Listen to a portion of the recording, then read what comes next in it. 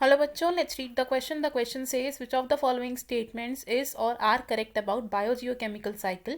First statement, gaseous exchanges of phosphorus between organism and environment are negligible. Statement second, all biogeochemical cycles include both organisms and non-living components.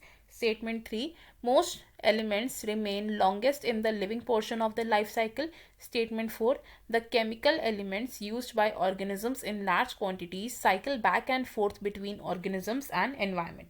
Question में हमें biogeochemical के regarding कुछ statements दिए हैं, हमें इनमें से करेक्ट स्टेटमेंट्स को चूज करना है. फर्स्ट स्टेटमेंट में कहा गया है कि फॉस्फोरस का gaseous exchange between organisms and environment कम से कम होता है, यानी कि नेग्लिजिबल होता है.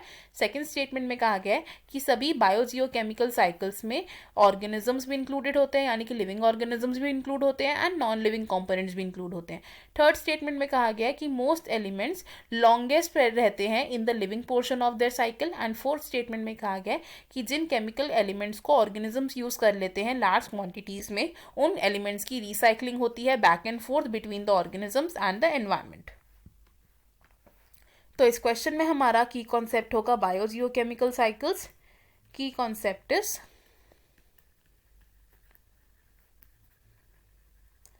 Biogeochemical cycles. बायोजियोकेमिकल साइकिल्स को हम न्यूट्रिएंट साइक्लिंग भी कहते हैं, बिकॉज ये साइकिल्स क्या डिस्क्राइब करती है, they describe the movement of nutrients in different parts of an ecosystem. Different parts of an ecosystem. अब जो ये बायोजियोकेमिकल साइकिल्स हैं, ये मेनली होती हैं दो तरीके की, which are gaseous cycles and sedimentary cycles. Gaseous cycles में इंक्लूड होती हैं nitrogen cycle and carbon cycle, और सेडिमेंट्री साइकिल में इंक्लूड होती हैं phosphorus cycle and sulphur cycle. अब जो गैसियस साइकिल्स होती हैं, इनका रेजर्वॉयर होता है एटमॉस्फेयर, और सेडिमेंट्री साइकिल का रेजर्वॉयर होता है अर्थ क्रस्ट. फर्स्ट स्टेटमेंट की अगर हम बात करें तो फर्स्ट स्टेटमेंट में हमारे पास क्या है, तो फॉस्फोरस साइकिल में क्या होता है, फॉस्फोरस साइकिल में जो फॉस्फोरस का रेजर्वॉयर है वो क्या है, क्रस्ट ऑफ द अर्थ. और फॉस्फोरस की जो रिसाइकलिंग होती है वो कैसे होती है, तो जो प्लांट्स होते हैं उनकी जब डेथ हो जाती है तो वो प्लांट्स डीकम्पोज होते हैं, और ये डीकम्पोजिशन कौन करता है, phosphate solubilising bacteria. Phosphate solubilising bacteria. और फॉस्फेट सॉल्युबलाइजिंग बैक्टीरिया क्या करते हैं, उस मैटर को डिकम्पोज करते हैं एंड फॉस्फेट को रिलीज करते हैं इन द एनवायरनमेंट. तो फॉस्फोरस का जो रिसाइकलिंग है उसमें रेस्पिरेटरी एक्टिविटीज का कोई रोल नहीं है, तो there is no release by respiration. तो हम क्या बोल सकते हैं कि फॉस्फोरस साइकिल में जो एनवायरनमेंट और ऑर्गेनिजम्स के बीच का एक्सचेंज है वो कम से कम होता है. तो there is negligible exchange between organisms and environment. तो हमारे पास जो फर्स्ट स्टेटमेंट दी गई है ये है एक ट्रू स्टेटमेंट. सेकंड स्टेटमेंट की अगर हम बात करेंगे तो जो बायोजियोकेमिकल साइकिल्स होती हैं, बायोजियोकेमिकल साइकिल्स होती हैं, ये इकोसिस्टम के डिफरेंट डिफरेंट कंपोनेंट्स में न्यूट्रिएंट की साइक्लिंग को डिस्क्राइब करती है. एंड और इकोसिस्टम के कंपोनेंट्स होते हैं हमारे biotic and abiotic components, which means these are living and non-living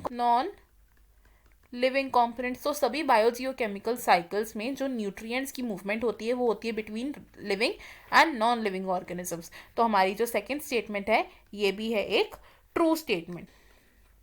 third statement की अगर हम बात करेंगे तो ये जो एलिमेंट्स मूव कर रहे हैं यानी कि जो न्यूट्रिएंट्स की साइक्लिंग हो रही है, ये जो न्यूट्रिएंट्स हैं दे मूव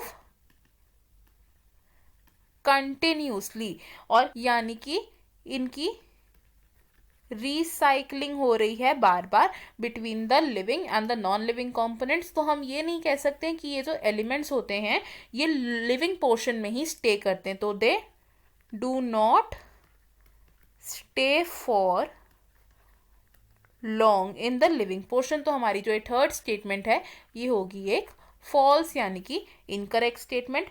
फोर्थ स्टेटमेंट की अगर हम बात करेंगे तो फोर्थ स्टेटमेंट में जो ये एलिमेंट्स होते हैं इन एलिमेंट्स की कंटिन्यूअस मूवमेंट होती है in the different parts of the ecosystem, यानी कि from the living to non living components and non living to back living components होती है एलिमेंट्स की मूवमेंट। और कैसे होती है, तो लेट्स से कि कुछ एलिमेंट्स को ऑब्जॉर्ब कर लिया जाता है बाय द ऑर्गेनिजम्स, तो elements are absorbed by the organisms. अब अब्जॉर्प्शन के बाद इन एलिमेंट्स का वापस से रिलीज होगा in the atmosphere by different metabolic activities, जैसे कि रेस्पिरेशन, एक्सक्रीशन या फिर डीकम्पोजिशन। इन एक्टिविटी से क्या होगा, रिलीज होगा न्यूट्रिएंट्स का, और इसके बाद सॉइल में जो डीकम्पोजर्स हैं वो एक्ट करेंगे एंड दोबारा से इस ऑर्गेनिक मैटर को डिग्रेड करके इनऑर्गेनिक सब्सटेंसेस को प्रोड्यूस कर लेंगे एंड देन दोबारा सॉइल से जो प्रोड्यूसर्स हैं अगेन वो इन न्यूट्रिएंट्स को ऑब्जॉर्ब कर लेंगे एंड ये साइकिल रिपीट होगी। तो हम क्या बोल सकते हैं कि जो एलिमेंट्स हैं उनकी रिसाइकलिंग होती है back and fourth again and again in different parts of the ecosystem. तो ये फोर्थ स्टेटमेंट होगी हमारी एक ट्रू स्टेटमेंट। तो इन गिवन स्टेटमेंट्स में से फर्स्ट स्टेटमेंट है हमारी एक करेक्ट स्टेटमेंट, सेकंड स्टेटमेंट भी है हमारी एक करेक्ट स्टेटमेंट, थर्ड स्टेटमेंट है हमारी रॉन्ग स्टेटमेंट बिकॉज जो एलिमेंट्स हैं वो लॉन्गेस्ट टाइम तक लिविंग पोर्शन ऑफ साइकिल में नहीं रहते हैं, एंड फोर्थ स्टेटमेंट भी है हमारी एक करेक्ट स्टेटमेंट। तो फ्रॉम द फोर ऑप्शन हमारा करेक्ट आंसर है यहाँ पर option B. Option A wrong होगा बिकॉज फर्स्ट स्टेटमेंट करेक्ट है लेकिन थर्ड स्टेटमेंट इनकरेक्ट है। ऑप्शन सी भी रॉन्ग होगा बिकॉज थर्ड स्टेटमेंट हमारी इनकरेक्ट है, एंड ऑप्शन डी भी रॉन्ग होगा बिकॉज सभी स्टेटमेंट्स करेक्ट नहीं है, थर्ड स्टेटमेंट इनकरेक्ट है। Final answer for this question is option B. I hope you have understood it. Best of luck. Thank you.